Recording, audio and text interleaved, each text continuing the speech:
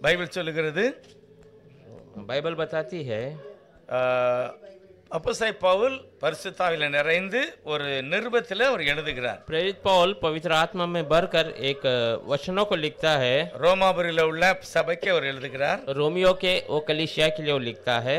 அவர் என்ன சொல்லுகிறார்னா பழைய ஏற்பாட்டில் வேதாகமத்தில் இப்படி குறிப்பிட்டு எழுதியிருக்கிறது. वो कहता है पुराने नियम में वचन में ऐसा नियुक्त कर लिखा गया है. தேவனை கர்த்தரை யாரு நம்புகிறார்களோ அவங்க ஒரு நாள் அந்த வாழ்க்கையில் நிச்சயமான வெட்கப்பட மாட்டார்கள். परमेश्वर पे जो भरोसा करते हैं उनके जीवन में वो कभी शर्मिंदा नहीं होंगे. அவர்கள் நிச்சயமாக ஆசீர்வதிக்கப்படுவார்கள். वो निश्चय आशीषित किए जाएंगे. அவங்களுடைய தேவைகள் சந்திக்கப்படும். उनकी जरूरतों को पूरा किया जाता है. அதனால உங்களுடைய வாழ்க்கையில எந்த டென்ஷன் எடுக்காதீங்க. நீங்கள் தேவனை நம்பினால் உங்களுக்கு ஆசீர்வாதம். इसलिए आपके जीवन में कोई चिंता मत कीजिए. आप प्रभु पे भरोसा करेंगे तो आपको आशीष है. ஜெபம் பண்ணுகிறவர்கள் அவரை நம்புகிறவர்களுக்கு கண்டிப்பாக தேவன் என்ன செய்கிறாரா वाक्य பண்ணுகிறார். प्रार्थना करने वाले उस पे भरोसा करने वाले प्रभु उनको कैसे भी उनकी चीजों को पूरा कर காரணம் தேவன் தன்னுடைய ஜனங்களுக்காக எல்லாவற்றையும் ஆயத்தப்படுத்தி வைத்திருக்கிறார். कारण परमेश्वर अपने लोगों के लिए सब कुछ तैयार कर रखा है. உதாரணம் ஏதேன் தோட்டத்துல ஆதாமுக்கு வேண்டிய சகல நன்மைகளையும் செய்துதான் ஆதாமை கொண்டு வருகிறார். उदाहरण में एदेन के बाग बनने के बाद ही आदाम को वहां जाकर परमेश्वर सारी स्थिति के साथ रखता है. இன்னும் எவ்வளவு காலம் இந்த உலகம் இருக்குமோ எல்லா காலத்திலும் வருகிற ஜனங்களுக்கு வேண்டிய சகல நன்மைகளையும் ஆண்டவர் நிறைவாய் வைத்திருக்கிறார். और जब तक ये दुनिया है तब तक आने वाले लोगों के लिए परमेश्वर सारी व्यवस्था कर रखा है. அப்படிப்பட்ட தேவனை நான் நன்றியோடு துதிக்கணும். वैसे परमेश्वर को हम पूरे शुक्र से धन्यवाद. அவரின் விசுவாசிக்கிறவன் யாரா இருந்தாலும் சரி எவனும் उसका विश्वास करने वाला जो कोई क्यों ना हो அவன் நிச்சயமாக வெட்கப்படுவதில்லை, ஆசீர்வதிக்கப்படுவான். निश्चय वो शर्मिंदा नहीं होगा, वो आशीषित होगा. ஜெபம் பண்ணலாம். प्रार्थना करेंगे. மகிமையான எங்கள் சர்வவல்லமுள்ள நித்திய பிதாவே உம்மை ஸ்தோத்திரம். महिमा का सर्व सामर्थी नित्य पिता प्रभु धन्यवाद करते हैं. இந்த பரிசுத்தமான நாளை நாங்கள் நினைவு கூறுகிறோம். पवित्र दिन को हम याद करते हैं. இதை போல ஒரு நாளில் கர்த்தர் அடக்கம் பண்ணப்பட்டு உயிரோடு எழுந்தீர். ऐसे ही एक दिन परमेश्वर दफनाया गया फिर जी उठा. உம்மை நம்புகிறவர்களுக்கு நீங்கள் எனக்கு சாட்சிகள் என்று சொன்னீர். आप पे भरोसा करने वाले को आपने कहा तुम मेरी गवाही हो. நாங்கள் சாட்சிகளாக இருக்கிறோம். हम गवाही है. உம்முடைய நாமத்தை நாங்கள் தொழுது கொள்கிற இந்த இடத்துல எங்கள் மத்தியில் இருப்பதற்காக நன்றி சொல்கிறோம். आपके नाम को हम नमन करने वाले इस स्थान में आप है उसलिए धन्यवाद. நீர் செய்த நன்மைகளை அற்புதங்களை நாங்கள் தியானிக்கிறோம். आपने किए भलाई और अद्भुत कार्य के लिए हम धन्यवाद. இன்னும் நீர் நன்மை செய்கிறவர், அதற்காக நன்றி சொல்கிறோம். और आप भलाई करते हैं उसलिए धन्यवाद. கர்த்தர் எங்களோடு பேசுவீராக. परमेश्वर आप हमसे बातें कीजिए. இயேசுவினுடைய நாமத்தினால பிதாவே. प्रभु यीशु मसीह के नाम से मांगते हैं. आमीन. தேவன் நம்மை மறக்காதவர். परमेश्वर हमें कभी भूलता नहीं है. இந்த வேதத்துல பவுல் சொல்லும்போது சொல்லுகிறார், इस वचन में पौल कहते समय कहता है அவரை நம்புகிறவர் யாரா இருந்தாலும் சரி கண்டிப்பாக என்ன செய்வாங்க, ஆசீர்வதிக்கப்படுவாங்க. उस पे भरोसा करने वाला जो कोई क्यों ना हो वो निश्चय आशीषित हो जाएंगे. அவர்கள் யாரு? वो कौन है? ஆண்டவர் வம்சத்துல பிறந்திருந்தாலும் சரி, वो परमेश्वर के वंश में आए हुए हैं तो भी चलेगा. வாசித்தாலும் சரி வாசிக்காவிட்டாலும் சரி, वो वचन पढ़े या नहीं पढ़े, அந்த தெய்வத்தை நான் நம்ப வேணும். उस परमेश्वर पे हमें भरोसा करना है. இதை பவுல் சொல்லிட்டு சொல்கிறாரு. इसे पौल कहते हुए कहता है, ஆனா இத நான் எல்லாரும் எப்படி அவரை நம்புவாங்க? पर उस पे कैसे लोग भरोसा करेंगे? அவரை எப்படி அவரை தெரியும்? उसको कैसे मालूम होगा लोगों को? அப்ப யாராவது போய் சொல்லணும். तो कोई तो उनके बारे में बताना है. அதனால நாம் அவரிடத்திலே தேவனுடைய வார்த்தையை சொல்ல வேண்டும். उसीलिए हम उनके सामने परमेश्वर के वचन को देना है. அவர் அருமையான ஒரு வசனத்தை சொல்லுகிறார். वो एक अच्छा सा वचन कहता है, அவரை விசுவாசியாதவர்கள் எப்படி அவரை தொழுது கொள்வார்கள்? उस पे विश्वास न करने वाले कैसे उसका नमन कर सकते हैं? யாரு அவரை தொழுது கொள்வா? யாரு ஆண்டவரை நம்புதாங்களோ அவங்க தொழுது கொள்வாங்க. कौन उसका नमन पूछते हैं और कौन उसका नमन करते हैं? जो उनको जानते हैं. யார் தொழுது கொள்வா? कौन नमन करेंगे? ஆண்டவரை பற்றி யாரு கேள்விப்பட்டாங்களோ அவங்க. यीशु मसीह के बारे में जो सुने हैं वे लोग नमन करेंगे. இரண்டாவது பைபிள் சொல்லுகிறது, அந்த கேள்விப்பட்டா மட்டும் போதாது, வாழ்க்கையில அனுபவிக்கணும். और बाइबल बताती है केवल सुनना नहीं है पर अपने जीवन में उनका अनुभव करना है. அவங்க அதை பெற்றுக்கொள்ளணும். அப்பதான் அவங்களுக்கு ஒரு நம்பிக்கையோட வருவாங்க. उसे पा लेना है तब उनको एक भरोसा आता है. இங்கே வந்திருக்க அந்த சகோதரியுடைய வாழ்க்கையில் நாங்க இப்போ 2 வாரத்துக்கு முந்தி போய் பார்த்தோம் சகோதரியை. 2 हफ्ते के पहले बहन से हमने जाकर मुलाकात की. உங்களுக்கு டியூப் போட்டிருந்தாங்க மூக்குல, हाँ, उनको जो नाक में ट्यूब डाला हुआ था, தண்ணி குடிக்க முடியாது, पानी नहीं पी சாப்பிட पाए, முடியாது, भोजन नहीं कर सकते थे, மூச்சே விட முடியல. श्वास लेना भी तकलीफ था। அவ மகா பக்கத்துல இருக்கா பாருங்க. उनकी बेटी उसके बाजू में थी। நல்ல விசுவாசம் உள்ள ஒரு குடும்பம் தான். वो एक अच्छा विश्वासी परिवार है। நிறைய பைபிள் தெரியாது, बहुत सारा वचन का ஆனால் जानकारी नहीं, ஆண்டவரை அந்த நம்பிக்கையோட ஏற்றுக்கொண்ட पर குடும்பம். परमेश्वर पे पूरे भरोसे से वो भरोसा करते அவங்க हैं। எழும்ப முடியாம கிடக்காங்க, அந்த பிள்ளைகளு ஆண்டவரை துதித்து वे ஆர்ப்பரித்தார். उठ नहीं पा रहे थे, पर उनके बच्चे परमेश्वर की स्तुति और धन्यवाद அந்த कर சின்ன பிள்ளை கூட நிக்க பாருங்க, அந்த பிள்ளை கூட போன உடனே பிரைஸ் அடிச்சது. रहे। छोटी सी बच्ची है जो खड़ी है, वो जाते ही हमसे அந்த प्रेज लॉर्ड दिया। தெய்வத்தை அவங்க புரிந்து கொண்டார்கள். उस परमेश्वर को उन्होंने जान அவர் लिया, கண்டிப்பா என்னை மீட்டுக் वो கொள்வார், कैसे भी मुझे எனக்கு छुड़ा சுகம் देगा, கொடுத்து मुझे கொடுப்பார். चंगाई देगा। அந்த நம்பிக்கையில தான் அவங்களுடைய வாழ்க்கையில தேவன் அப்படிப்பட்ட நல்ல ஒரு அற்புதத்தை செய்திருக்கிறார். उस भरोसे के अंदर ही परमेश्वर इतने बड़े अद्भुत कार्य किए। ரொம்ப மோசமான நிலையில இருந்து அவங்களுக்கு உயிர்ப்பித்திருக்கிறார். बहुत भयंकर परिस्थिति से प्रभु ने उन्हें छुड़ा दिया है। தேவன் அற்புதங்களை செய்கிறார். परमेश्वर अद्भुत कार्य करता है। இந்த மகிமையான காரியத்தை தான் பவுல் சொல்லுகிறார். इस महिमा के बातों के बारे में पौल இது कहता நீ है, எல்லாத்துக்கும் சொல்லணும் கண்டிப்பா. इसे तू सबको बताना है, ஏனென்றால் யாரெல்லாம் அவரை தொழுது கொள்கிறார்களோ அவங்களுக்கு தான் அந்த மீட்பு இருக்கிறது. क्योंकि जो जो उसको नमन करेंगे उनको ही वो छुटकारा रखा गया है। 13வது வசனம் சொல்லுகிறது, 13 वचन कहता है, ஆகவே கர்த்தருடைய நாமத்தை தொழுது கொள்கிற எல்லாரையும் கர்த்தர் ரட்சிப்பாரு. क्योंकि जो कोई प्रभु के नाम को लेंगे उन सबका परमेश्वर उद्धार ஆனா करेगा। யாரு போய் சொல்லுகிறது? पर कौन उसको जाके बताएगा? என்ன சொல்லுகிறது?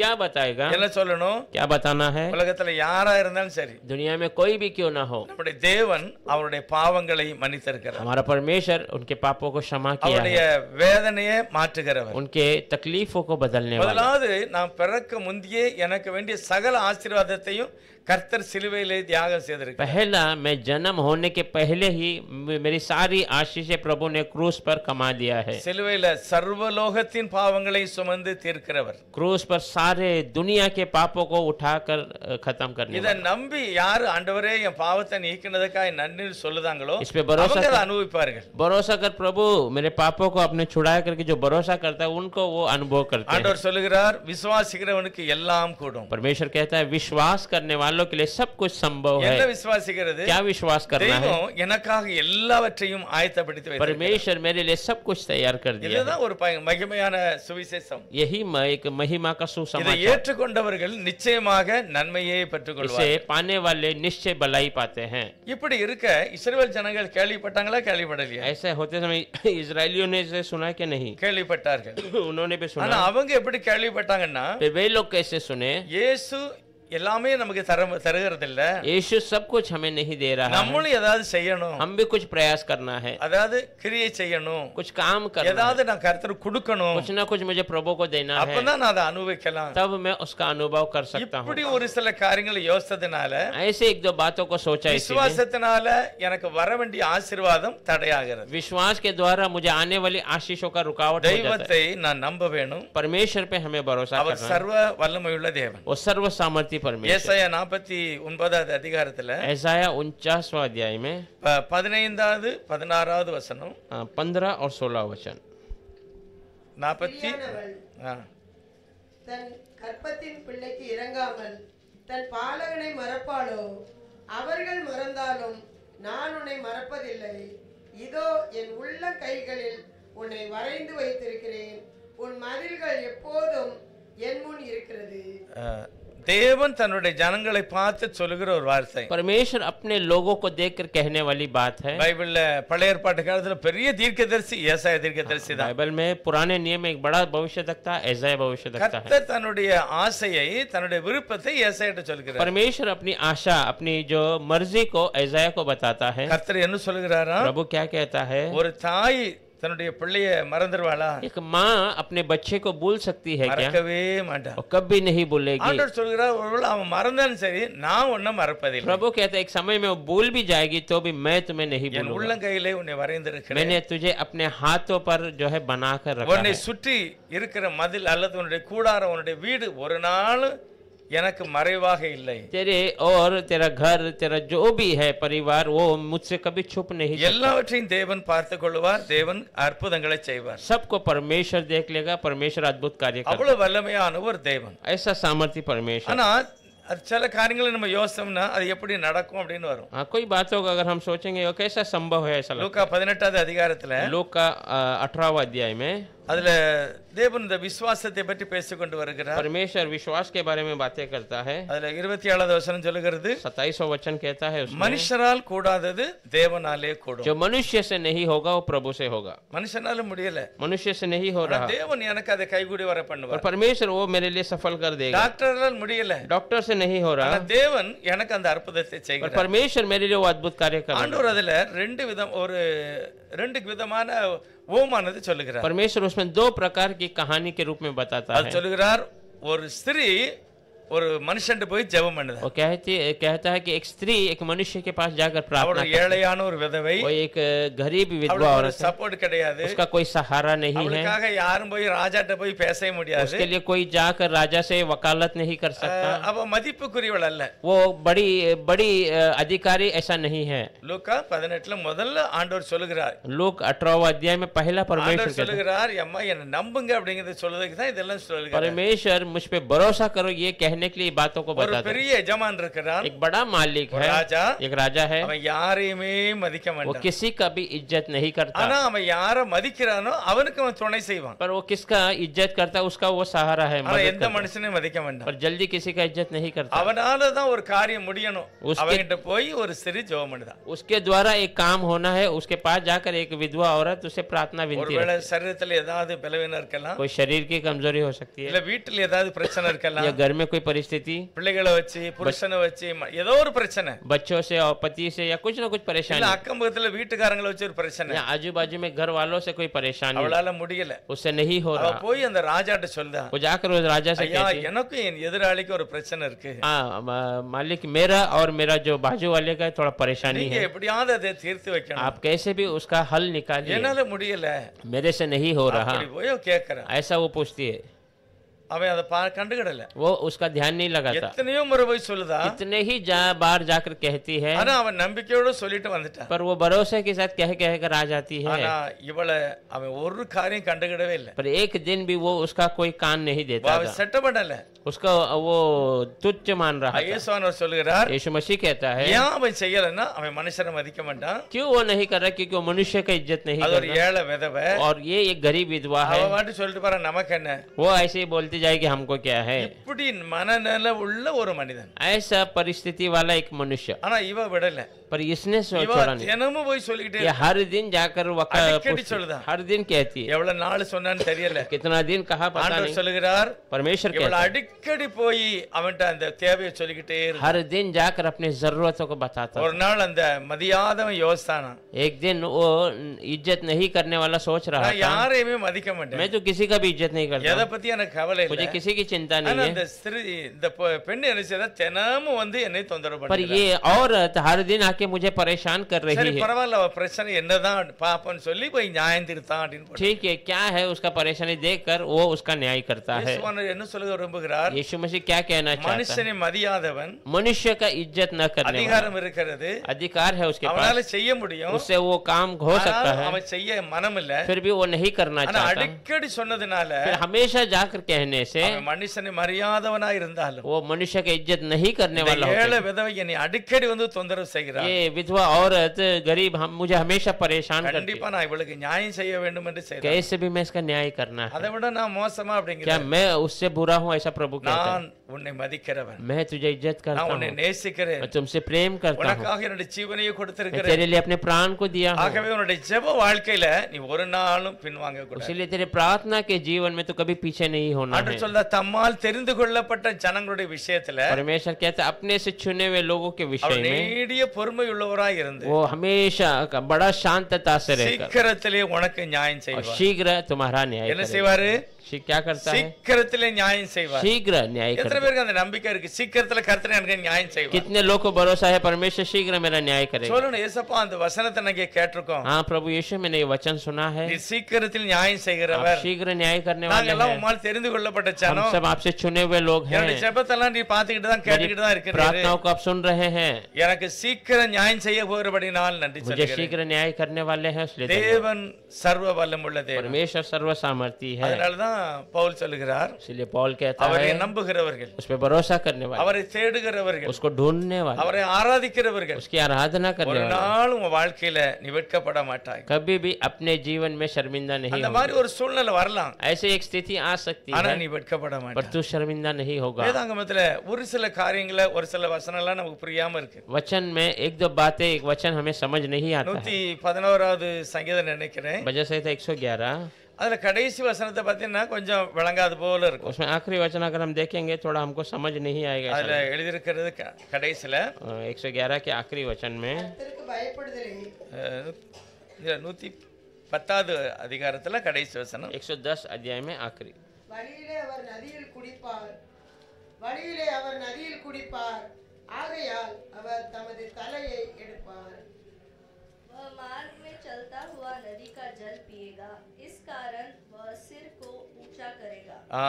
நல்ல ஒரு மொழிபெயர்ப்புல போட்டிருக்காங்க. அதுல अच्छा वो उसका वर्णन किया है, தேவன் இந்த உலகத்துல எனக்காக நிறைய காரியங்களை செய்து முடிப்பார், परमेश्वर इस दुनिया में मेरे लिए बहुत कार्य को कर देगा। ஆகவே தன்னை நம்புகிற பிள்ளைகளுடைய வாழ்க்கையில தலை நிமிர வைப்பதற்கு அவர் முதலாவது தலை நிமிர்ந்து நடப்பார். हाँ, वो उसीलिए अपने बच्चों के जीवन में उसके सिर को ऊंचा कर कर चलाने के लिए परमेश्वर अपने सर को पहला அவர் झुकाता வெற்றி है। அடைவார், वो विजय पाएगा, அவர் உயிர் தெழுவார், वो जी उठेगा, அவர்தான் எல்லாவற்றையும் நமக்கு செய்யக்கூடியவர். वही सब कुछ हमारे लिए करने அவர் वाला। வெற்றி அடைந்தா எல்லாம் அவருடைய நம்புகிற பிள்ளைகளுக்கு வெற்றி தான். वो विजय हुआ तो उसमें भरोसा करने वाले सबको विजय है। நீதிமொழிகள் 27வது அதிகாரத்துல नीति वचन 27वां अध्याय में 14வது வசனம் சொல்லுகிறது, 14वां वचन कहता है, ஒருவன் அதிகாலையில் எழுந்து एक भोर में उठकर உரத்த சத்தத்தோட बड़ी आवाज में தன் சிநேகிதனுக்கு சொல்லும் ஆசீர்வாதம் சாபமாய் எண்ணப்படும். अपने दोस्त को, मित्र को कहने वाली जो आशीष है वो श्राप में बदल जाएगी।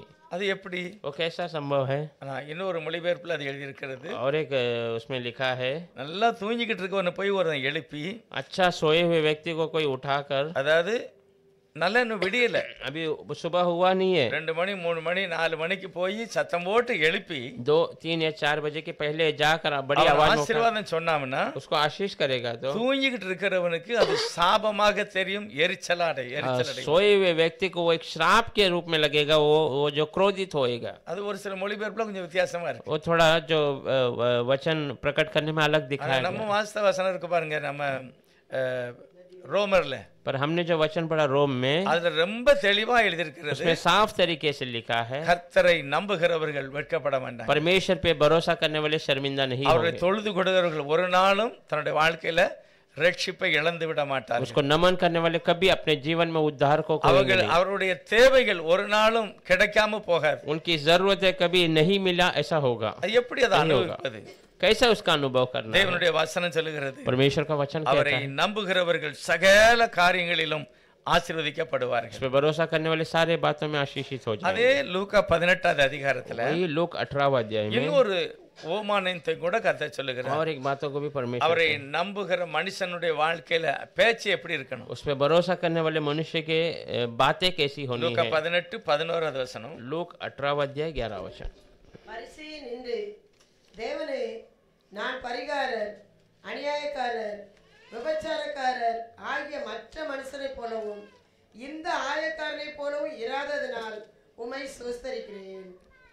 फरीसी खड़ा होकर अपने मन में यूं प्रार्थना करने लगा, हे परमेश्वर, मैं तेरा धन्यवाद करता हूँ कि मैं दूसरे मनुष्यों के समान अंधेर करने वाला, अन्यायी और व्यभिचारी नहीं, और न इस चुंगी लेने वाले के समान हूँ। சரி, 2 பேரும் பத்திரிக்கை சபைக்கு போறாங்க. 2 व्यक्ति कलीसिया में இவங்க जाते 2 हैं। பேருமே கர்த்தரை தொழுது கொள்ள ये போகிறார்கள். दोनों प्रभु को नमन करने जा பவுல் रहे என்ன हैं। சொல்கிறார்? पौल क्या कहता है? கர்த்தரை தொழுது கொள்ளுகிறவர்கள் அல்லது நம்புகிறவர்கள் வெட்கப்பட மாட்டாங்க. पौल कहता है परमेश्वर को नमन करने वाले, उसको पूछने वाले कभी शर्मिंदा नहीं ஆனா होंगे। 2 பேரும் தொழுது கொள்ள போறாங்க, ஒருவன் வெட்கப்படுகிறான். पर ये 2 लोग नमन करने जा रहे हैं, पर एक शर्मिंदा हो जाता है। ஒருவன் வெட்கப்பட்டா மட்டும் இல்ல, அவன் தோல்வி அடைகிறான். एक शर्मिंदा केवल नहीं, पर वो हार जाता है। அவனுடைய வாழ்க்கையில இல்ல, தேவை ஒண்ணும் கிடைக்கல. उसके जरूरतों की कुछ उसे मिला नहीं। உதாரணம், தெய்வ சமூகத்துல எப்படி தொழுது கொள்ள வேண்டும் என்கிற ஒரு அறிவு இல்ல. उदाहरण, परमेश्वर की उपस्थिति में कैसे उसको नमन करने का वो ज्ञान उसको नहीं அது है। அவனுடைய வார்த்தை மட்டும் தான் எழுதியிருக்கிறது. उसका केवल शब्दों को लिखा गया है, உண்மையிலேயே அவனுடைய நட உட, அவனுடைய ட்ரெஸ் எல்லாமே மாறி இருந்திருக்கு. पर सच में उसका चाल चलन, उसका वस्त्र सब बदला हुआ था। அதே பக்கத்துல ஒரு ஏழையான ஒருவன் और இருக்கிறான், उसके सामने एक गरीब व्यक्ति ஒரு है, பாவியான மனுஷன். एक पापी मनुष्य। அவனுடைய நிலை என்னன்னா, ஐயோ நான் தகுதி இல்லாதவன். उसकी स्थिति ऐसी है, मैं योग्य नहीं हूँ। தேவன் பரிசுத்தர், परमेश्वर पवित्र நான் है, ஒரு நாளும் அவருக்கு முன்பாக உத்தமமா நடக்கல. मैं कभी उसके सामने सही से चला நான் नहीं। கிறிஸ்தவனா இருந்தும் கிறிஸ்தவனுக்கு தகுதி இல்ல. मैं मसीह होकर मसीह का योग्य नहीं, ஆனா ஆண்டவர் சமூகத்துல வந்திருக்கிறேன். पर परमेश्वर की उपस्थिति में आया हूँ। ஆண்டவரே, நான் தகுதி இல்லாதவன், परमेश्वर में योग्य नहीं हूँ, நான் மிகவும் ஒரு பாவியான மனுஷன். मैं बड़ा पापी व्यक्ति हूँ। நிச்சயமா என் மேல கிருபையா இருங்க ஆண்டவரே निश्चय मेरे पे अनुग्रह कीजिए प्रभु। அப்படி இன்னொருத்தன் ஜெபம் பண்ணுதான். ऐसा एक ஆனா प्रार्थना करता है। இன்னொருத்தன் சொல்றான், और एक कहता है, இந்த பாவியை போல நான் இல்ல, इस पापी के समान मैं நான் नहीं हूँ, நல்லா வேதம் வாசிப்பேன், मैं अच्छा वचन पढ़ता நல்லா हूँ, ஜெபம் பண்ணுவேன், अच्छा प्रार्थना करता हूँ, நான் எல்லாம் காணிக்க கொடுப்பேன், தசமம் मैं கொடுப்பேன், दान दसम सब सही देता हूँ, உபவாசம் கூட எடுப்பேன். उपवास भी करता हूँ। ஆனா அப்படிப்பட்ட ஒரு நிலையை எனக்கு தந்ததற்காக நன்றி அப்படிங்கிற ऐसी स्थिति को आपने दिया उसलिए धन्यवाद है। ஆண்டவர் இந்த ரெண்டு ஜெபத்தையுமே கேட்கிறார். परमेश्वर दो प्रार्थना सुनता है। அந்த ஜெபத்துல நீங்க பார்க்கும்போது தேவன் எங்க இருக்கிறாரு? उस प्रार्थना में अगर आप सुनेंगे तो சராசரத்தை நிரப்புகிறார். परमेश्वर पूरी दुनिया को भरने वाला ஆனா है। இந்த இடத்துல பார்க்கும்போது தேவன் நம்ம மத்தியில இருக்கிறார். और इस समय में हम देखेंगे परमेश्वर हमारे बीच में है। பழைய ஏற்பாட்டு காலத்துல எங்க இருந்தாரு? पुराने नियम में कहाँ पर था? உடன்படிக்கை பெட்டியில மகா பரிசுத்த ஸ்தலத்துல அவருடைய பிரசன்னம் இருந்தது. वाचा के संदूक महापवित्र स्थान में उसकी प्रसन्नता அங்க थी। அவர் அப்படிதான் இருக்கிறார். वहाँ वैसे ही है, அப்படிதான் சொல்லப்பட்டிருக்கிறது. वैसे कहा गया है। அதே போலதான் ஆண்டவரும் இந்த ஓமானத்தை சொல்லுகிறார். वैसे ही परमेश्वर ये जो दृष्टांत को भी தேவ बताता है। பிரசன்னம் சபைக்குள்ள இருக்கிறது. परमेश्वर की प्रसन्नता कलीसिया के அந்த अंदर है। நீதிமான் சொல்லுகிறவன் சபை உள்ள வந்து நிக்கான். वो धर्मी कहने वाला कलीसिया के अंदर आ गया है। அவன் உள்ள இருக்கிற தெய்வத்தை பார்த்து பேசுகிறான். वो अंदर के परमेश्वर को देखकर प्रार्थना करता பாவியான है। மனுஷன் உள்ளே வரல, அவங்க தள்ளி வெளியே நிக்கான். पापी व्यक्ति वो अंदर नहीं आया, वो बहुत दूर खड़ा है। ஆனா பைபிள்ல ஆண்டவர் சொல்லுகிறார், और बाइबल में परमेश्वर कहता है, உள்ள இருக்கிறவன பார்த்து சொல்றாரு, இவன் அல்ல, अंदर वाले को देखकर कहता है तू नहीं, அவன் வெளியே நிக்காம பாருங்க, இவனே நீதிமானாக जो மாற்றப்பட்டான். बाहर खड़ा है वो धर्मी बनाया அப்ப गया। நான் தேவனை தொழுது கொண்டாலும் கூட அந்த தகுதி இருக்கணும். हम परमेश्वर को नमन करते हैं तो भी हमें वो काबिलियत தேவனுடைய होना அந்த है। விருப்பத்தை நான் நினைக்கணும். परमेश्वर की मर्जी को हमें जानना என்னால है। இல்லையா, அவருடைய கிருபையினால தான் நான் இருக்கிறேன். मेरे वजह से नहीं, उसके अनुग्रह से मैं यहाँ எனக்கு हूँ। இருக்கிறது எல்லாமே தேவனுடைய கிருபையினால. मेरे जो है सब प्रभु का अनुग्रह है। சுகம் தேவன் தான் கொடுத்திருக்கிறார். चंगाई प्रभु ने दिया है। ஒவ்வொரு நொடி பொழுதுமே என்னை அவர் ஏந்தி தாங்குகிறவரா இருக்கிறார். हर एक पल वो हमें संभालता है और அந்த चलाता है। நிலை நமக்கு இருக்கணும். वो परिस्थिति हमारे अंदर होना அப்படி है। நிலை இருந்ததுன்னு நினைச்சேன்னு யாரையும் மட்டமா நினைக்க கூடாது. ऐसे परिस्थिति होगा तो हम किसी को तुच्छ नहीं मानेंगे, யாரையும் நம்ம தாழ்ந்து பேசவும் கூடாது. किसी को हम छोटा कर कर बात ஏனென்றால் नहीं करेंगे। தேவன் நல்லோர் மேலும் தீயோர் மேலும் தம்முடைய அன்பை தெரிவிக்கிறார். क्योंकि परमेश्वर अच्छे और बुरे सबके ऊपर अपने प्रेम को எல்லாருக்கும் प्रकट ஒரு करता சாப்பாடு है। கொடுக்கிறார். सबको वो भोजन देता அவன் है, நம்புறான் சரி நம்பட்டான் वो சரி. भरोसा करे या नहीं। அவன் தேவனை போல ஒரு இருதயம் நமக்கு வேணும். परमेश्वर के समान हृदय हमें ஆனா चाहिए। இதே சமயத்துல வேதனைப்படுறவங்க இருக்காங்க, வியாதி உள்ளவங்க இருக்காங்க. ऐसे ही समय में तकलीफ उठाने वाले, बीमारी में पड़े இப்படி हुए लोग நிலை हैं। வரும்போது தான் சில மனநிலை மாறுகிறது. ऐसे समय आते समय हमारा मन का परिस्थिति பணம் बदलता है। கஷ்டப்படும் போது, पैसे की कमी होते வியாதி समय, வரும்போது बीमारी आते समय எல்லாமே மன என்ன செய்யும், சோர்வாயிரும். हमारा मन निराश हो जाता है। எவ்வளவுதான் நம்பிக்கையா இருந்தாலும் कितना ही हमारा भरोसा வியாதி हो, வரும்போது என்ன செய்யறது? बीमारी आते समय क्या ஐயோ, होता है? தேவன் என்னை கைவிட்டுட்டாரு, परमेश्वर मुझे छोड़ दिया है, என்னை கண்டுக்கிடவே இல்ல, वो मुझे देख ही नहीं रहा है, என்னதான் தப்பு பண்ணனே, मैंने क्या गलत कर दिया। பேச ஆரம்பிச்சு ऐसा हम करना शुरू कर देते हैं। யோபு போல अय्यूब के समय யாருமே இந்த உலகத்துல என்ன செய்யல, कोई भी इस दुनिया में दुख नहीं उठाया, விடல, दुख नहीं उठाया, துக்கப்படல. दुख नहीं हुआ। யாக்கோபு எழுதின நிருபத்துல याकूब के किताब में, எபிரேயருக்கு அடுத்தது யாக்கோபு, हिब्रू के बाद याकूब, 5வது அதிகாரம் 11வது வசனம் சொல்கிறது. 5वां अध्याय 11 वचन कहता है, யாக்கோபு 5 பொறுமையா இருக்கிறவர்களை பாக்கியவான்கள் என்கிறோமே. யோபின் பொறுமையை குறித்து கேள்விப்பட்டிருக்கிறீர்கள், கர்த்தருடைய செயலின் முடிவையும் கண்டிருக்கிறீர்கள். கர்த்தர் மிகுந்த உருக்கமும் இரக்கமும் உள்ளவராய் இருக்கிறார்.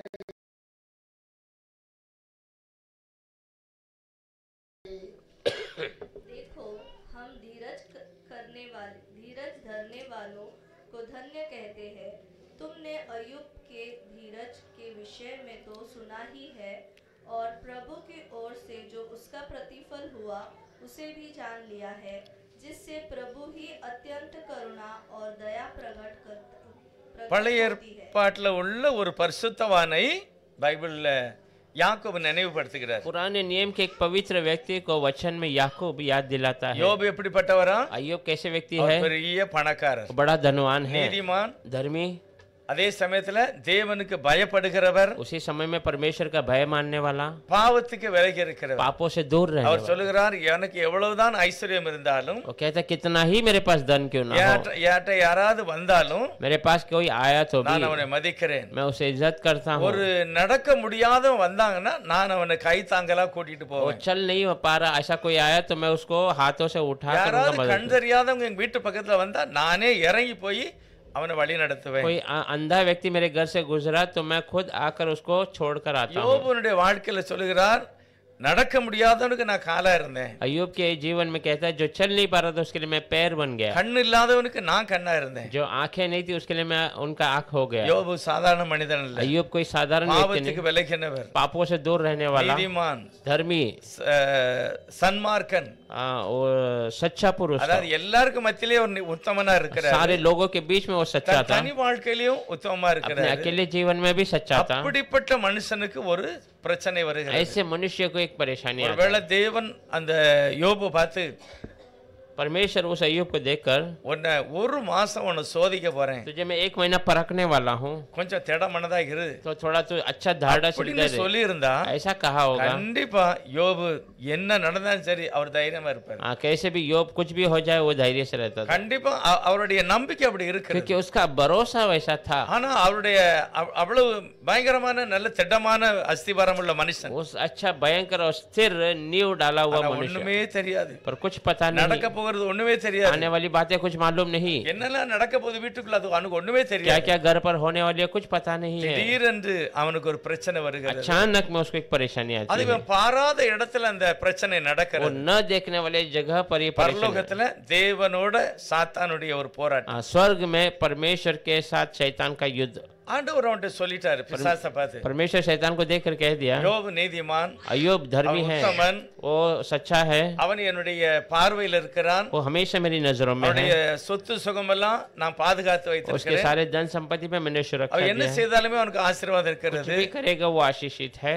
அத சொன்ன உடனே சாத்தான் என்ன சொன்னான், वो कहते ही शैतान कहता है, இப்படிப்பட்ட ஒரு பாதுகாப்பும் ஆசீர்வாதம் இருக்கிறதுனால தான் அவை உம்மை ஆராதிக்கிறார். ऐसा सुरक्षा और आशीष है इसलिए वो आपकी आराधना करता ஆண்டவர் है। சொன்னார், இல்ல இல்ல, वो प्रभु ने कहा, உண்மையிலே என்னை பற்றி கேள்விப்பட்டாமலா அதுல இருந்தே என்னை அவன் நம்புகிறான். नहीं नहीं, वो मेरे बारे में जब जाना तब से वो अच्छा विश्वासी है। யோபுடைய வாழ்க்கையில விசுவாசம் எப்படி வருகிறது? अय्यूब के जीवन में विश्वास कैसा आता है? யோபே சொல்லுகிறார், अय्यूब खुद कहता है, ஆண்டவரே நான் உம்மை குறித்து கேள்விப்பட்டிருக்கிறேன், प्रभु मैंने आपके बारे में सुना है, நீர் நல்லவர், आप अच्छे हैं, நீர் எதை செய்ய நினைக்கிறீரோ அதை யாருமே தடை செய்ய आप जो முடியாது, चाहते हैं करना वो उसे कोई रुका नहीं सकता, பூமி முழுவதும் உடைய கரத்துல இருக்கிறது, पूरी दुनिया आपके हाथों में है, உமக்கு சித்தமானதெல்லாம் நீர் செய்கிறீர். आपकी मर्जी सब आप करते அப்படிப்பட்ட हैं। ஒரு சேலஞ்சான வார்த்தை சொல்லுகிறார். ऐसा एक चैलेंज वाली बातों को யோபு 14வது வசனத்துல 14 முதல் வசனம் சொல்லுகிறாரு, अय्यूब 14 अध्याय पहला वचन कहता है, ஸ்திரீனிடத்துல பிறந்த யாரானாலும் சரி स्त्री की ओर से जन्मे हुए कोई भी क्यों ना हो, அவனுக்கு துக்கம் இருக்கிறது, उनको दुख है, அவனுக்கு பாடு இருக்கிறது,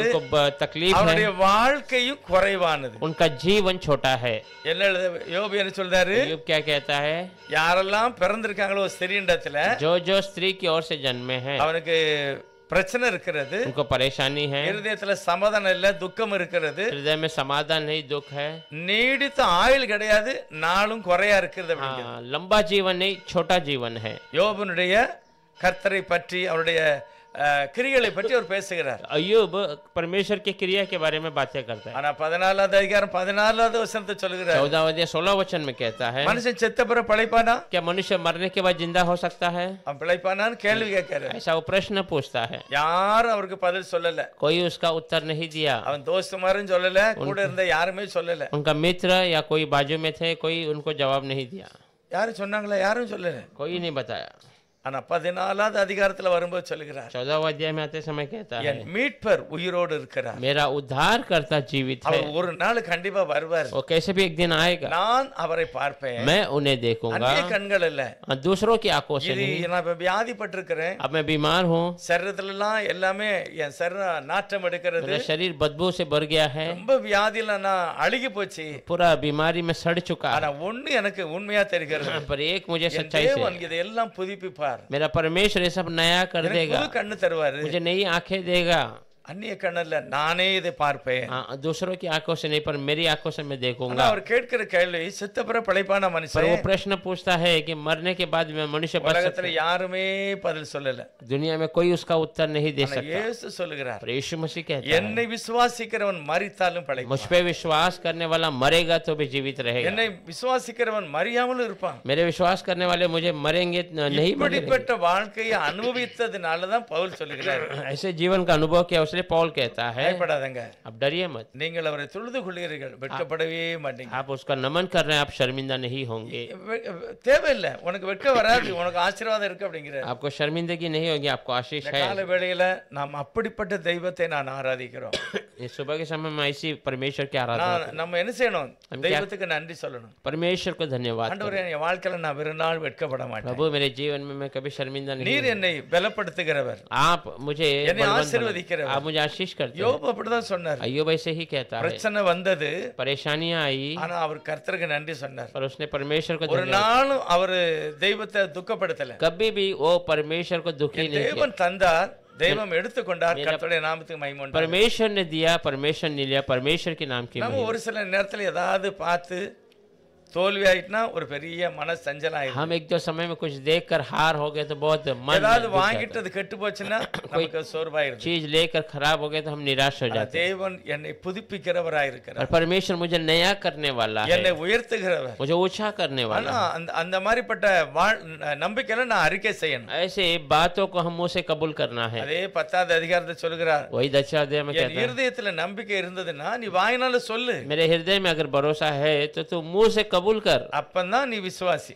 तब तू विश्वासी है। 10வது வசனம் நினைக்கிறேன், 10:10 ரோமர் 10:10. रोमियो का किताब 10वां अध्याय 10वां वचन।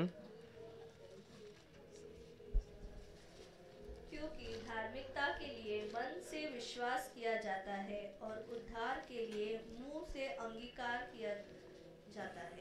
நீதியுண்டாக இருதயத்திலே விசுவாசிக்கப்படும், ரட்சிப்புண்டாக வாயினாலே அறிக்கை பண்ணப்படும். ரட்சிப்பின் என்னது? उद्धार क्या है? எனக்கு இழந்தது वापस கிடைக்கணும், जो खोए हुए चीज फिर से हमें मिल रहा கெட்டு है, போனது புதுப்பிக்கப்படணும். जो खराब हो गया वो नया हो அப்ப जाता है। நான் இத வாயினால சொல்லணும்னு சொல்லுகிறேன். तब इसे मैं मुंह से कहना है, நான் நன்மையை பெற்றுக்கொள்வேன், मैंने भलाई पालूंगा, பரீட்சையில பாஸ் ஆயிருவேன், परीक्षा में पास हो என்னுடைய जाऊंगा, வருமானத்துல கர்த்தர் ஆசீர்வாதத்தை मेरे पगार கொடுப்பாரு, में परमेश्वर आशीष என்னுடைய देगा, விசுவாச வாழ்க்கை இன்னும் வளரும், मेरा विश्वास का जीवन और நான் बढ़ेगा, பின்வாங்க மாட்டேன். मैं पीछे नहीं என் हटूंगा, பிள்ளைகள் எல்லாம் தேவனுக்கு பயந்து நடப்பார். मेरे बच्चे सब परमेश्वर के भय मान कर பவுல் जिएंगे। சொல்றா, நீ விசுவாசித்தா நல்லதுதான், पौल कहता है तो विश्वास करता अच्छी அது बात है, இருதயத்துல இருக்கிறது, वो हृदय के ஆனா अंदर है, வார்த்தை எப்படி இருக்கிறது? पर तेरी बातें कैसी है? நம்பிக்கை உள்ள வார்த்தை क्या பேசுகிறியா? तो भरोसा वाला बातें करता है? நம்பிக்கையோட பேசணும். भरोसे से बातें करना है। இதுதான் தேவனுடைய எதிர்பார்ப்பு. यही परमेश्वर का इंतजार है। அதத்தான் யோபு சொல்றார், वही अय्यूब कहता है, எல்லாமே கெட்டு போனாலும் சரி, सब खराब हो जाए तो தேவன் என்னை புதுப்பிக்க வல்லவராயிருக்கிறார். परमेश्वर मुझे नया करने के लिए सामर्थ्य ஆனா है। அந்த யோபு போலதான் ஒரு சின்ன பிரச்சனை வருது பேதுருக்கு. अय्यूब के समान एक छोटी सी परीक्षा आती है। பேதுருட்ட முதலே சொல்லிட்டாரு, पतरस को पहले ही प्रभु ने இன்னைக்கு बताया, ராத்திரி உனக்கு பிரச்சனை வருகிறது, आज रात को तुझे परेशानी है, சாத்தான் உன்னைய சொலவுல போட்டு கோதுமையை புடைக்கிறது போல செய்ய போறான். और शैतान तुझे परखने के लिए जैसा गेहूं को सफाई किया जाता है वैसा तुझे நீ परखने மட்டும் वाला। ஜெபம் பண்ணாம இருந்துறாத.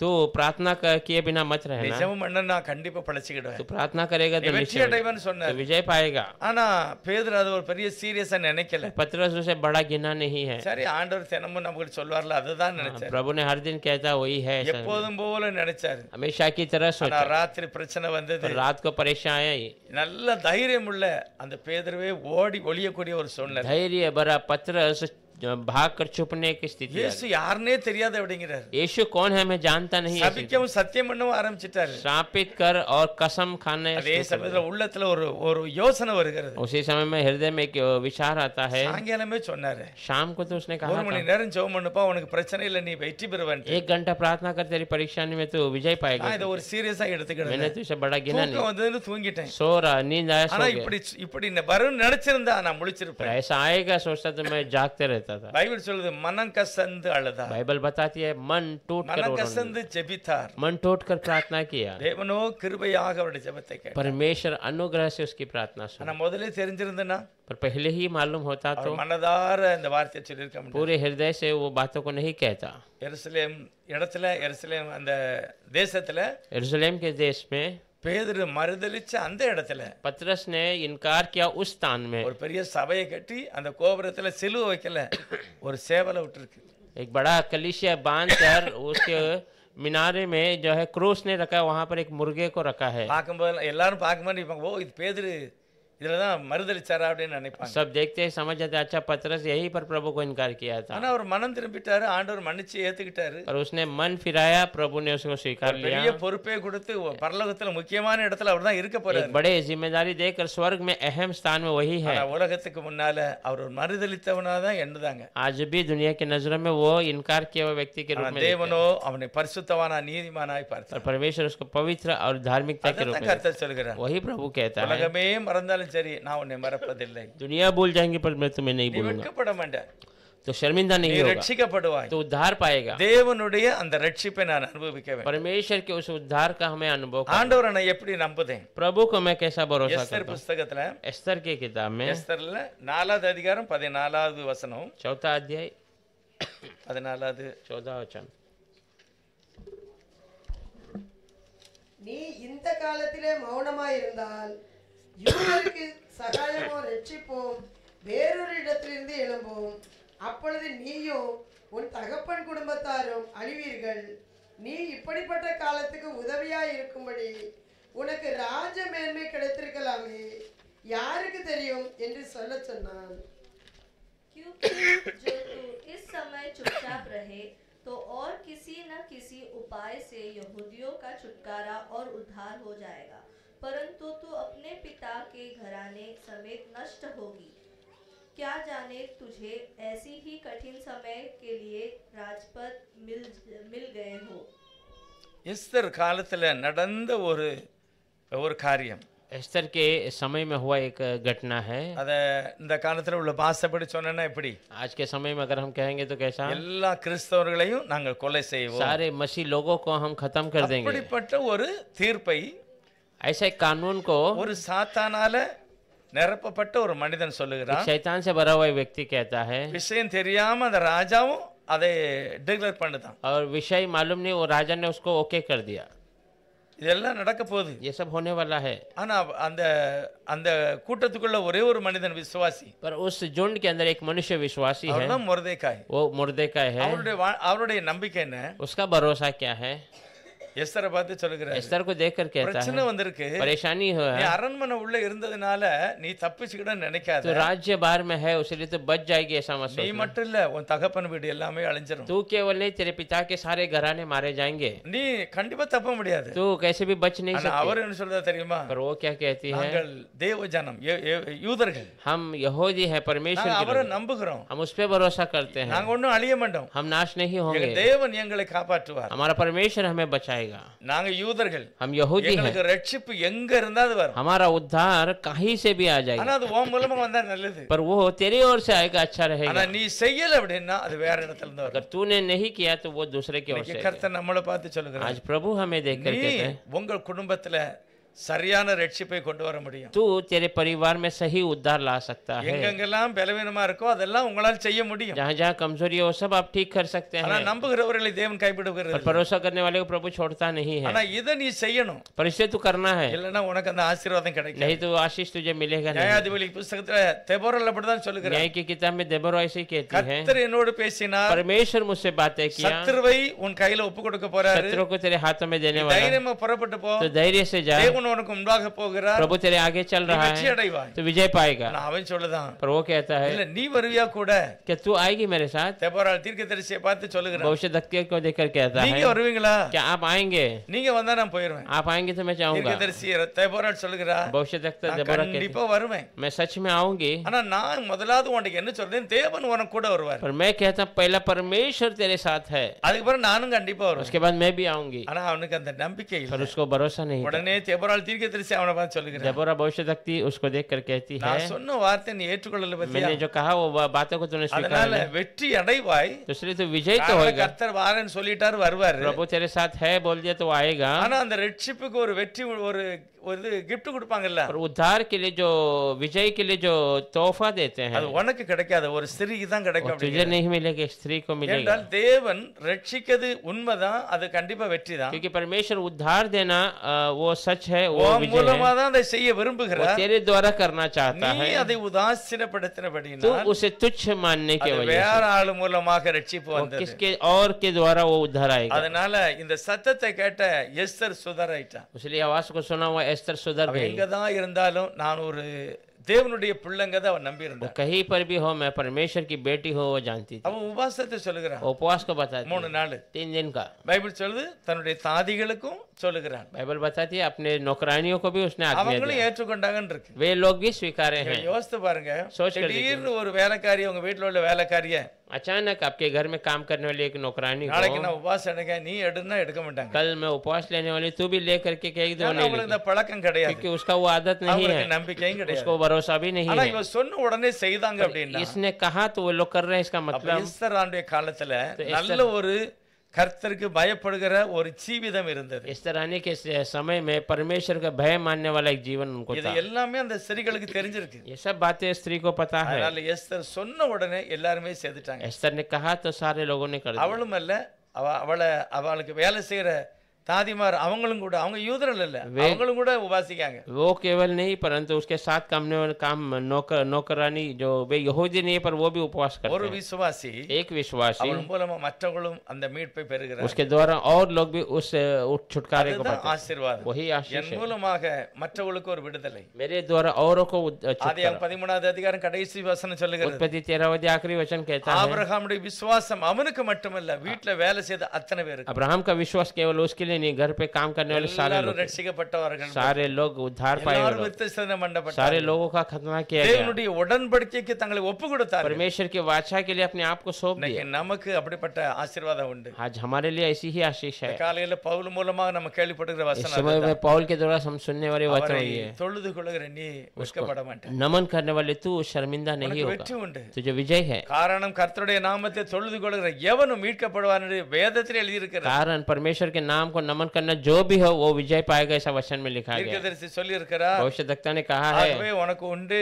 उसलिए तुझे है, உனக்கு மீட்பு உண்டு, तुझे छुटकारा है, உனக்கு ரட்சிப்பு இருக்கிறது. तुझे उद्धार है। ஆகவே தினமும் நான் கர்த்தருக்கு நன்றி சொல்ல வேண்டும். हर दिन हम प्रभु को தேவன் धन्यवाद करें। அப்படிப்பட்ட மகிமையான ஒரு காரியத்தை செய்திருக்கிறார். परमेश्वर ऐसे महिमा के कार्य இது को எல்லாம் किया। எப்படி புரியும் எனக்கு? ये सब कैसा हमें நான் समझ में வேதத்தை आएगा? வாசித்தா தான் அந்த நம்பிக்கை எனக்கு கூடும். हम वचन को पढ़ेंगे तो वो भरोसा हमें होगा। பழைய ஏற்பாடு காலத்துல पुराने नियम में இக்கட்டான ஒரு சூழ்நிலை போனது, நல்ல நிறைய யூதர்கள் போயிட்டாங்க. यह संकट के परिस्थिति में बहुत सारे अच्छे यहूदी लोग चले गए थे। நாளாகமோ ராஜாக்கள் புஸ்தகத்துல நம்ம பார்த்தோம் அப்படின்னா गिनती राजाओं की किताब में अगर हम देखेंगे तो யூத ஜனங்கள் அடிமையா போறாங்க. यहूदी लोग गुलामी में जाते हैं। லட்சக்கணக்கான ஜனங்களை அவன் கட்டி கொண்டு போயிட்டான். लाखों लोगों को वो बांध कर वो लेके चले जाते हैं। நேகபாத்தியாச்சர் கொண்டு போயிட்டார். हाँ, निगबत नेचर लेके காட்டு चले जाते பாதையா நடந்து கொண்டு போறாங்க. हैं। जंगल के मार्ग में लाकर எல்லாரும் கட்டி கொண்டு போறான். सारे लोगों को लेके நல்ல जाता है। சாப்பாடு கிடையாது, अच्छा भोजन है அவங்களுக்கு ரெஸ்ட் எல்லாம் கிடையாது. और उनको विश्राम नहीं है। ஆனா அப்படிப்பட்ட சூழ்நிலையில पर ऐसे परिस्थिति में 1-2 தான்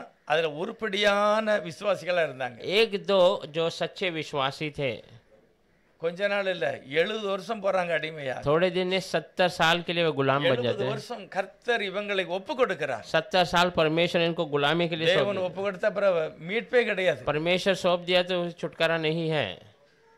ரோமர் 1வது அதிகாரத்துல அப்படிதான் சொல்கிறார். रोम 1 अध्याय में ऐसे कहा गया है, தேவனை தேவன் என்று அறிந்தும் परमेश्वर को परमेश्वर करके जान कर भी, அவர்களை தெரிந்திருந்தும் அறிந்திருந்தும் वो जान कर भी அவரை தொழுது கொள்ளாததனால, उसे नमन नहीं அவரை किया, ஆராதிக்காததனால उसको आराधना नहीं किया, தேவன் அவர்களை இழிவான இச்சைக்கு அல்லது ரோகத்துக்கு ஒப்பு கொடுத்தார். परमेश्वर उनको तुच्छ जो इच्छाओं के लिए या बीमारी के लिए सौंप दिया, அதாவது எனக்கு தெரியும் நான் தேவனுடைய பிள்ளை, क्योंकि मुझे पता है मैं परमेश्वर का நான் बच्चा हूं, கிறிஸ்தவர்கள். मैं मसीह हूँ। கிறிஸ்தவங்களுக்குன்னு பைபிள்ல நிறைய சில காரியங்கள் இருக்கு. मसीहों के लिए वचन में बहुत सारी बातें हैं। என்ன செய்யணும்? क्या करना है? தினமும் வேத हर வாசிக்கணும். दिन वचन पढ़ना है, என்னுடைய வாழ்க்கையில தேவனுக்கு பிரியமா நடக்கணும். मेरे जीवन में प्रभु के प्रिय பரிசுத்த நாள்ல பவுல் சொல்கிறார், சபை கூடி வருகிறத நீ விட்டுற கூடாது. पवित्र दिन में पौल कहता है कलीसिया इकट्ठा होकर आता है तो छोड़ना அத नहीं है, நிச்சயமா தெய்வ சமூகத்துக்கு போகணும். उसमें निश्चय परमेश्वर के पक्ष में அப்பதான் உன் रहना। வாழ்க்கையில ஒரு ஆசீர்வதிக்கப்படுவாய். तब तेरे जीवन में एक आशीष ஏன்னா को पाएगा। உலகம் உன்னை விசுவாசத்துல வளர விடாது, உன் விசுவாசத்தை அழிச்சிரும். क्योंकि दुनिया तुझे विश्वास में बढ़ने नहीं देगा, तेरे विश्वास को खत्म कर உன் देगा। விசுவாசத்தை நீ காத்துக்கொள்ளணும், அப்பதான் உனக்கு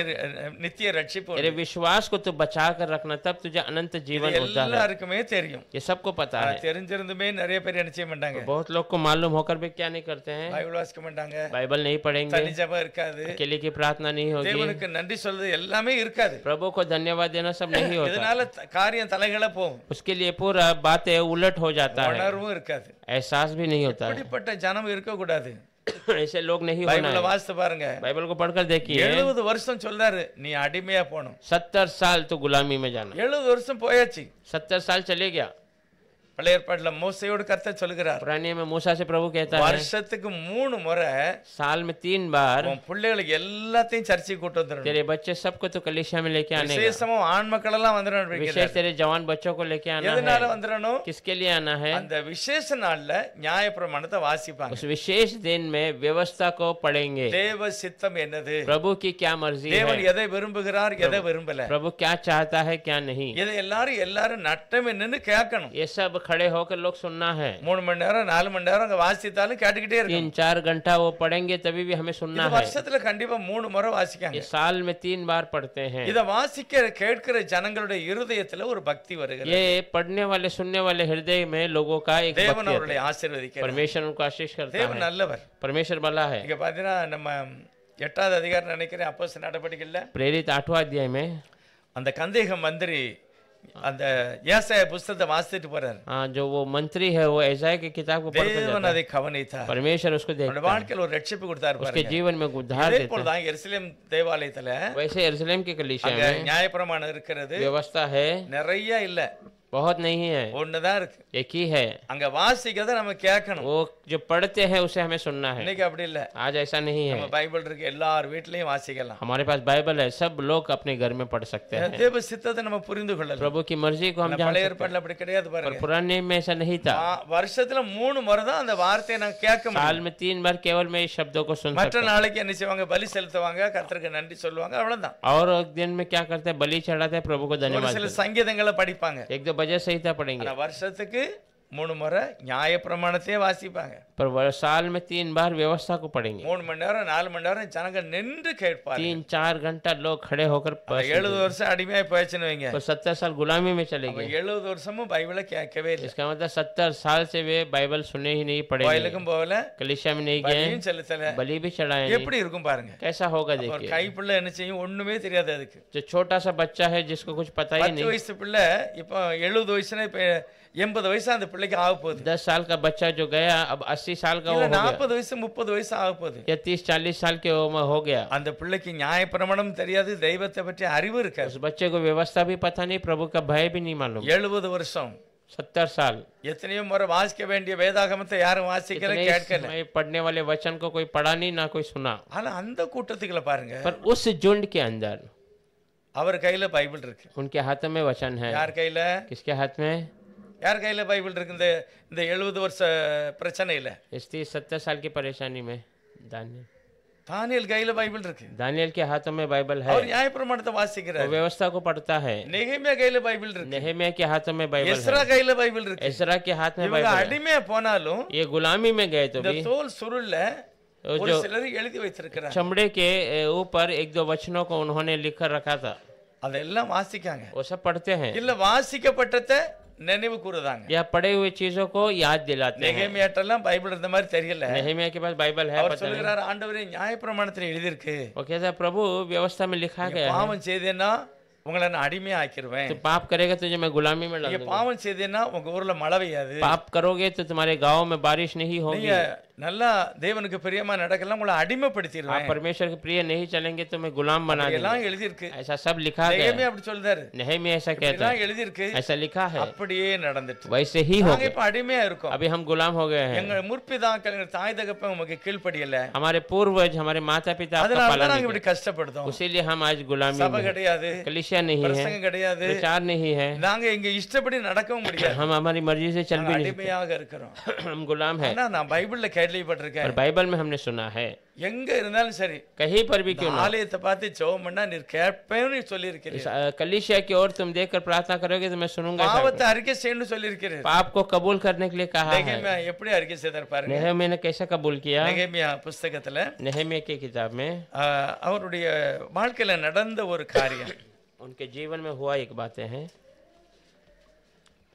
நான் வாசிக்க நீங்க கவனிங்க 7வது வசனத்துல 7वां वचन, நெகேமியா முதல் அதிகாரம் 7வது வசனம் நாங்கள் உமக்கு முன்பாக மிகவும் கெட்டவர்களாய் நடந்தோம் हम आपके सामने बहुत बुरे चाल चले। நீர் உம்முடைய தாசனாகிய மோசேயை கற்பித்த கற்பனைகளையும் கட்டளைகளையும் நியாயங்களையும் கைக்கொள்ளாமே போயிட்டோம் आप अपने दास मूसा को दिया हुआ आज्ञा कानून ये सब को हमने पालन किए बिना ही चले गए। நீங்கள் கட்டளை மீறினால் நான் உங்களை ஜாதிகளுக்குள்ளே சிதறடிப்பேன் அப்படி சொல்லியிருக்கிறேன் हाँ, तुम आज्ञा का पालन नहीं करेगे तो तुम जातियों में जो है मैं तुम्हें भटका दूंगा, ऐसा आपने कहा है। இதெல்லாம் நாங்க கேள்விப்பட்டிருக்கிறோம் ये सब हमने सुना है। ஆனா 10வது வசனம் சொல்லுகிறாரு 10वां वचन कहता ஐயா है, நீர் எவ்வளவு நல்ல ஆண்டவர் प्रभु आप कितने भले हैं, நீர் எவ்வளவு பலமுள்ள ஆண்டவர் आप कितना सामर्थ्य ஆனா है, உங்கள்கிட்ட வந்து நாங்க சரண்டர் ஆயிட்டோம்னா நீங்க எங்களை சேர்த்துக்கிடும் पर எழுதியிருக்கீர்கள் हम आपके आप पास आकर अपने आप को सौंपेंगे तो आप हमें मिला लेंगे, ऐसा ரட்சிப்போம்னு சொல்றீர்ல उद्धार करेंगे, ऐसा நான் कहते हैं। குற்றவாளி हम दोषी हैं, நான் ஒரு பாவி हम एक पापी हैं, நாங்கெல்லாம் பாவம் தான் செய்துட்டோம் हम सब पाप किए हैं। தயவு செய்து மன்னிங்க சபா हाँ,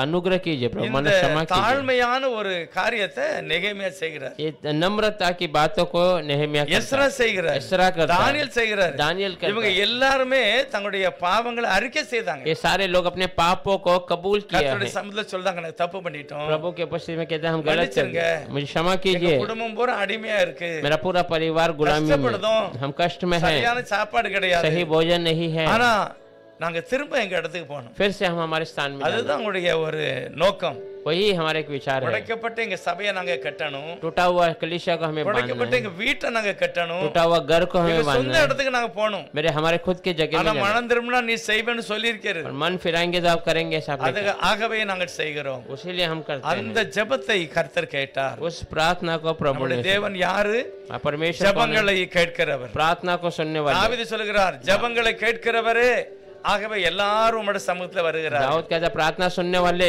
इसलिए सब आपके उपस्थिति में आते हैं। தேவன் நம்முடைய ஜெபங்களை கேட்கிறவர் परमेश्वर हमारी प्रार्थना सुनता है। சரண்டர் ஆயிரணும் अपने आप को दे देना है। ஏதாவது நம்ம வாழ்க்கையில நடக்கலையா कुछ हमारे जीवन में नहीं நமக்கு हुआ, வேணும் அது நடக்கல हमें चाहिए पर वो नहीं हो என்ன रहा, செய்திரணும் क्या करना है? கர்த்தருடைய சமூகத்துல பாவங்களை அறிக்கை செய்து ஜெபம் பண்ணணும் परमेश्वर के सामने पापों को कबूल कर प्रार्थना நமக்கு करना। தெரியும் நம்ம என்னத்துல எல்லாம் வீக்னு சொல்லி हम जानते हैं हम किस किस में அது कमजोर है, எல்லாத்தையும் நம்ம அறிக்கை செய்யணும் वो सब प्रभु के सामने தெய்வ कबूल சமூகத்துல करना है। சொல்லணும் परमेश्वर की उपस्थिति में बताना அறிக்கை है, செய்யணும் कबूल करना है। தேவன் நிச்சயமாய் ஒரு மாறுதலை மாற்றத்தை प्रभु கொண்டு வருவார். निश्चय एक बदलावट को हमारे जीवन में लेके கண்டிப்பா மாற்றத்தை கொண்டு வருவார் सच में एक बदलावट ले आए। மாற்றம் எப்படி வந்தது बदलावट कैसा हुआ? அதே எஸ்ரா புஸ்தகத்துல वही एजरा की किताब में எஸ்ரா புஸ்தகத்துல ஒரு பெரிய மாற்றத்தை கர்த்தர் சொல்கிறார் बड़ा बदलावट को प्रभु बताता है।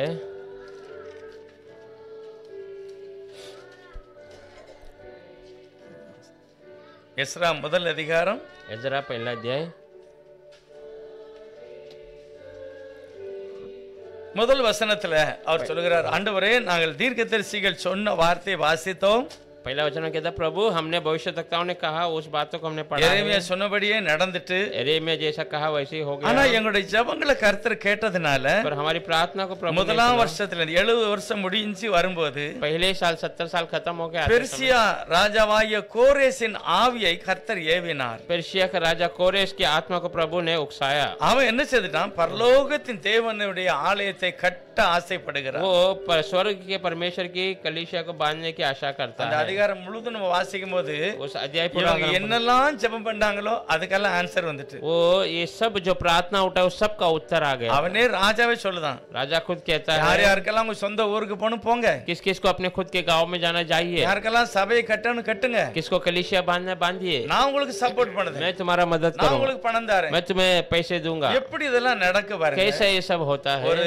தெய்வத்தை அறியாதவன், एक प्रभु को न जानने ஆண்டவரை वाला, நம்பாதவன், प्रभु पे न அவனை भरोसा பற்றி करना। ஏசாயா 45வது அதிகாரத்தில் சொல்லுகிறார். उसके बारे में ऐसे 45 अध्याय में कहा அவர் है, பிறக்க முன்னே தீர்க்க தரிசனமா சொல்றாரு பாருங்க. पैदा होने के पहले भविष्यवक्ता में बताता है। 45வது அதிகாரத்துல முதல் வசனம் ऐसा 45 अध्याय में पहला वचन, ஒரு சரியான ஒரு தேவனுடைய பரிசுத்தவானை பார்த்து பேசுற மாதிரி கர்த்தர் பேசுறார். पवित्र परमेश्वर के पवित्र व्यक्ति से बातें करने जैसा। ஏசாயா 45:1 சொல்லுகிறது, கர்த்தராகிய நான் அபிஷேகம் பண்ணின ராஜா கோரேஸ், प्रभु मैं अभिषेक किया हुआ राजा कोरेश, நீ போ, तू जा, உனக்கு விரோதமா யார் வந்தாலும் சரி அவன் கட்ட நான் तेरे வாழ்ப்பாடு, विरोध कोई आ जाए उसके बंधनों को मैं நீ तोड़ूंगा, போ, तू जा, கதவுகள் திறக்கப்படும், द्वार खुल जाएंगे, நான் உன் வலது கையை பிடித்து நான் நடத்துவேன், मैं तेरे दाहिने और हाथ पकड़कर चलाऊंगा, நான் உனக்கு முன்னே போவேன், मैं तेरे आगे जाऊंगा, சரி இல்லைன்னா வழியை நான் சரி பண்ணுவேன், सही नहीं है मार्ग तो मैं सही करूंगा, உன்னை நான் பெயர் சொல்லி तुझे அழைக்கிறேன். मैंने नाम से पुकारा है। ஒரு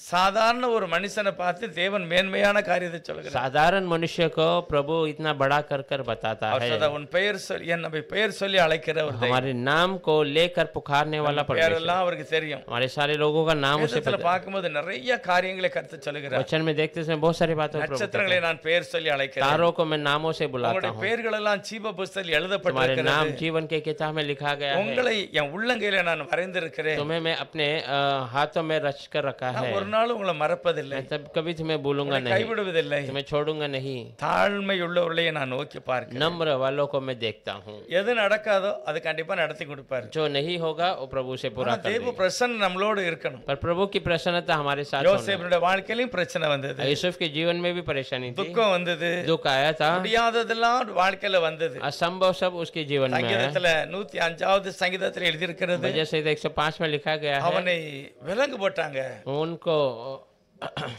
ஜஞ்சர்ல हाँ जंजीर से बांध दिया, ஜெயில உள்ள அடைச்சிட்டாங்க. बंदी गृह में डाल ஆனா दिया। அவர் சொல்லுகிறார், पर वो कहता है நான் தெய்வத்தை நம்புகிறேன், मैं परमेश्वर पे भरोसा அவர் நீதி करता हूँ, உள்ளவர், वो धर्मी है, அவருக்கு முன்பாக நான் உத்தமனாக இருப்பேன், उसके सामने मैं धर्मी बना रहूंगा, அதனாலதான் கர்த்தர் அவரோட கூட இருக்கிறார். इसलिए प्रभु उसके साथ रहता है। அப்போ பவுல் சொன்னது எவ்வளவு உண்மை, तो पौल कहा कितनी सच्ची அவரை बात है। நம்புகிறவன் எவனோ उस पर भरोसा करने वाला जो कोई ஒரு हो நாள் வெட்கப்பட மாட்டான். वो कभी शर्मिंदा नहीं होगा। எஸ்தர் வாழ்க்கையில் வெட்கப்படல, एस्तर ने जीवन में शर्मिंदा எஸ்ரா नहीं हुआ, நெகேமியா வெட்கப்படல, एस्रा नहीं मैं शर्मिंदा नहीं हुआ, யோபுக்கு 2 மடங்கு ஆசீர்வாதம், अय्यूब को दुगना आशीष, இழந்து போன சகலமும் 2 மடங்கு, खोया हुआ सब दुगना मिल गया, வெட்கப்படலையே, वो शर्मिंदा नहीं தேவன் हुआ, அவனை ஆசீர்வதித்தார். परमेश्वर उसे आशीष। யோசேப்பையும் கூட அப்படிதான், यूसुफ को भी ऐसे ही, ஒண்ணு கூட அவனுடைய வாழ்க்கையில இழந்து போகல, कुछ भी उसके जीवन में उसने खोया அவன் नहीं, நினைத்ததை காட்டிலும் பல மடங்கான ஆசீர்வாதம். उसने सोचने से अधिक आशीष। காலையில சிறைச்சாலையில, மத்தியானம் அரண்மனையில, हाँ सुबह बंदी गृह में, पर शाम को राज्य எவ்வளவு में। ஒரு மேன்மையை கிடைச்சிக்கிட்டு. कितना बड़ा महिमा। கர்த்தரை நம்புகிறவர்கள் என்னென்றைக்கும்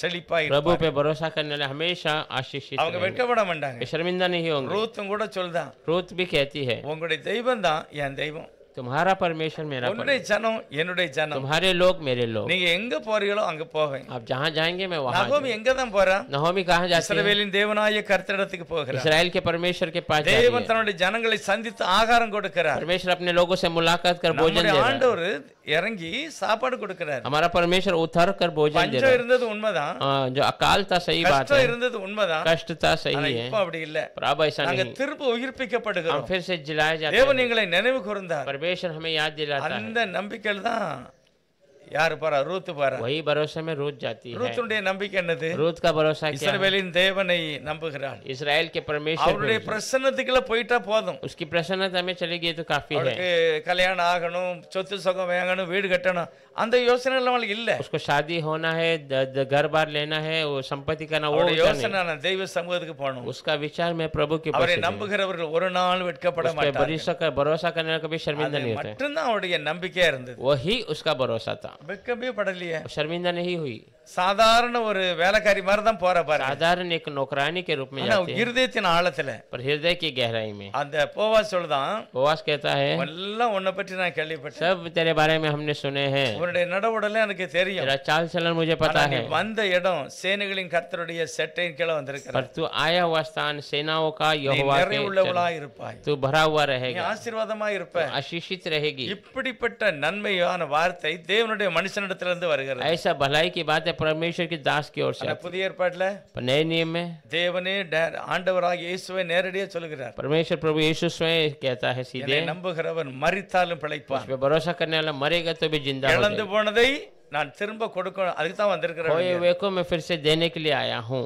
99 ஆடை பற்றி அவருக்கு கவலை இல்லை, 99 बेड की उसकी चिंता नहीं ஒரு है, ஆட்டுக்கு மேல கவலை. पर एक बेड की उसकी நம்ம चिंता है। நினைக்கணும், ஐயோ நான் தான் அந்த ஒரு ஆடு, हम सोचते हैं अरे मैं ही वो एक बेड हूँ, எங்கெல்லாமோ இருந்த ஆண்டவரே, मैं कहीं कहीं पर என்ன भटका போட்டு होता நீ हूँ, தேடி வந்திருக்கிறீர், मुझे ढूंढ कर आप आए हैं। மகிமையான காரியம். आप महिमा का परमेश्वर தோள்ல தூக்கி வச்சிருக்கிறாரு, हमें कंधे पे उठा कर எல்லாத்தையும் சொல்லுகிறாரு, सबसे कहता है, இதுதான் என்னை விட்டு தூரம் போயிட்டு यही मुझसे दूर हो गया நான் था, தூக்கி கொண்டு வந்துட்டேன், मैं उठा कर ले आया। எனக்கு ரொம்ப சந்தோஷமா मुझे இருக்கு, बहुत खुशी हो रहा है, நீங்களும் சந்தோஷப்படுங்க. आप भी खुशी मनाइए। தேவன் இழந்து போன அந்த ஆட்டை கொண்டு வந்து சொல்லுகிறார், परमेश्वर खोए हुए उस बेड को लाकर कहता है, தேவன் மகிமையான காரியங்களை செய்கிறவர், परमेश्वर महिमा के कार्य, அற்புதமான காரியங்களை செய்தார். अद्भुत कार्य को करता है। அதனாலதான் இன்றைக்கும் அப்போஸ்தலன் பவுல் மூலமாக கர்த்தர் நம்மளோட பேசுகிறார். आज भी प्रेरित पौल के द्वारा प्रभु हमसे बातें कर रहा தேவன் है। நல்லவர், परमेश्वर भला அவர் है, மகிமையான காரியங்களை वो செய்வார். महिमा के कार्य को ஒரே ஒரு करेगा। வசனம் வாசிக்கலாம். और एक वचन पढ़ेंगे, 2 கொரிந்தியர் 4 அதிகாரம் 15 வசனம்.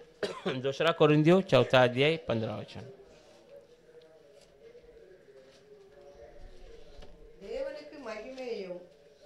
தேவனுக்கு மகிமை விளங்குவதற்கு ஏதுவாக கிருபையானது அநேகருடைய ஸ்தோத்திரத்தினாலே பெருகும்படிக்கு இவையெல்லாம் உங்கள் நிமித்தம் உண்டாயிருக்கிறது. क्योंकि हम जानते हैं कि जिसने प्रभु यीशु को जिलाया, क्योंकि सब वस्तुएं तुम्हारे लिए है, ताकि अनुग्रह बहुतों के द्वारा अधिक होकर परमेश्वर की महिमा के लिए धन्यवाद भी बढ़ाए। ஆகவே अनेகர் கூடி கர்த்தருக்கு நன்றி சொல்லும்போது बहुत लोग इकट्ठा होकर இது प्रभु எங்க को धन्यवाद- நடக்கும்? ये कहाँ होता நம்ம है? வீட்டுல செப்பக்கூட்ட வச்சா நடக்கும், இல்லைன்னா சர்ச்சில் தான் நடக்கும். हमारे घर में जब प्रार्थना सभा होती है तब होता है ये நிறைய कलीसिया பேர் में। கூடி குடும்ப ஜெபம் பண்ணும்போது बहुत लोग इकट्ठा होकर கர்த்தருக்கு प्रार्थना நன்றி சொல்லும்போது प्रभु को धन्यवाद करते அங்க हैं, கிருபை பெருகும். वहाँ अनुग्रह बढ़ता है। அதனால பவுல் சொல்றார், நாங்க சோர்ந்து போக மாட்டோம், इसलिए पौल कहता है हम निराश நாங்க नहीं பலன் होते, அடைவோம். हम बलवंत हो இதெல்லாம் जाएंगे। ஈஸி, லேசான ஒரு உபத்திரவம். ये सब आसान है, वो எங்களுக்கு வெற்றி இருக்கிறது. हमारे लिए विजय है। அவர் சொல்றாரு, அது சீக்கிரமாக நீங்குகிற இந்த பிரச்சனை. वो कहते हैं शीघ्र निकलने वाली ये परीक्षा। தேவன் எங்களை மகிமைப்படுத்துவார், परमेश्वर हमें அது महिमा நிரந்தரமானது. देगा। वो हमेशा का है। இதெல்லாம் சிம்பிள் தான், ये போயிடும். सब आसान है, निकल கடைசி जाएगा। வசனம் சொல்கிறாரு, आखिरी वचन कहता है, ஏனென்றால் காணப்படுகிறதெல்லாம் அது கொஞ்ச நாளைக்கு இருக்கும், அது அழிஞ்சு போயிடும். दिखाई देने वाला थोड़े समय के लिए होता है, नाश हो जाता है। காணப்படாதது நித்தியமானவைகள். न देखने वाला अनंत का இந்த है। வாழ்க்கையில் இருக்கிற விசுவாசம் நித்தியமானது. हमारे जीवन में जो विश्वास है अनंत है। தேவன் கொண்டு வருகிற ராஜ்யம் हमारा நித்தியமானது. परमेश्वर देने वाला राज्य अनंत எங்களுக்கு है। அவர் தரப்போகிற அந்த நித்திய ஜீவன் மகிமையானது. हमारे लिए जो देने वाला अनंत जीवन वो महिमा का ஆகவே है। அழிந்து போகிறதே அல்ல, அழியாததை நாங்கள் நோக்கி பார்க்கிறோம். अविनाशी नाशवान को नहीं, परंतु अविनाशी पे हम இந்த தெய்வத்தை நான் தொழுது கொள்வதற்கு வாஞ்சையோடு ஆசையோடு उस வரணும். परमेश्वर को हम नमन करने के लिए आशा के साथ, அதுதான் ஒரு பெரிய ஆசீர்வாதம். वही बड़ा आशीष है। அதே ஆசீர்வாதத்தை நம்ம செய்தோம்னா நம்ம வீட்டுக்குள்ளே என்ன செய்துரும், குடும்ப ஜெபம் தன்னாலே வந்துடும். वही आशीष हम करेंगे तो हमारे घर में भी प्रार्थना सभा आ जाएगा। எங்க மகிமை இருக்கும், कहाँ महिमा रहता है? தேவன் எங்க இருக்காரோ அங்கதான் மகிமை. जहाँ परमेश्वर है वहीं पर महिमा है। தேவன் எங்க இருப்பாரு, परमेश्वर कहाँ है? எங்க துதி சோதரம் இருக்கோ அங்கதான் இருப்பாரு. जहाँ स्तुति धन्यवाद होता है என் वहाँ நாமத்துல परमेश्वर। 2 பேராவது 3 பேராவது எங்க கூடினாலும் சரி நான் அங்க இருக்கிறேன். नाम से 2-3 कहीं पर भी इकट्ठा हो जाए, उनके बीच में அந்த मैं हूँ। மகிமையான ஆசீர்வாதத்தை நம்ம ஒவ்வொருவருமே எடுத்துக்கொள்ளணும். उस महिमा के आशीष को हमारे को ले लेना है। கர்த்தர் சொல்லுகிறார், परमेश्वर कहता है, கர்த்தருடைய நாமத்தை தொழுது கொள்கிற எவனும் परमेश्वर के नाम को नमन करने वाले जो कोई वो उद्धार அவன் पाता है, வெட்கப்பட மாட்டான். वो शर्मिंदा नहीं है। காரணம் வானத்திலும் பூமியிலும் மேலான ஒரு நாமம் இயேசுவின் நாமம். क्योंकि आसमान और धरती के ऊंचा नाम प्रभु यीशु அந்த मसीह का। நாமத்துக்குள்ள வெற்றி இருக்கிறது, ஆசீர்வாதம் उस இருக்கிறது, नाम के अंदर विजय और आशीष है। ஜெயம் இருக்கிறது. विजय है। நம்ம எல்லாரும் கர்த்தர் அப்படிப்பட்ட ஆசீர்வாதத்துக்கு அழைத்திருக்கிறார். हम सबको परमेश्वर ऐसे आशीष को கர்த்தர் बुलाएगा। உங்களை நிச்சயமாக ஆசீர்வதிப்பார். परमेश्वर निश्चय आपको காரணம் आशीष என்ன? देगा। कारण यही, நம்ம எல்லாரும் அவருடைய நாமத்தை ஆராதிக்க தொழுது கொள்ள हम வந்திருக்கிறோம். सब उसके नाम की आराधना करने और नमन करने आए கர்த்தர் हैं। உங்களை ஆசீர்வதிப்பார். परमेश्वर आपको आशीष करेगा। ஜெபம் பண்ணலாம். प्रार्थना करेंगे। எல்லாரும் ஜெபம் பண்ணுங்க. हम सब प्रार्थना करेंगे। ஜெபம் பண்ணி முடிச்சிடலாம்.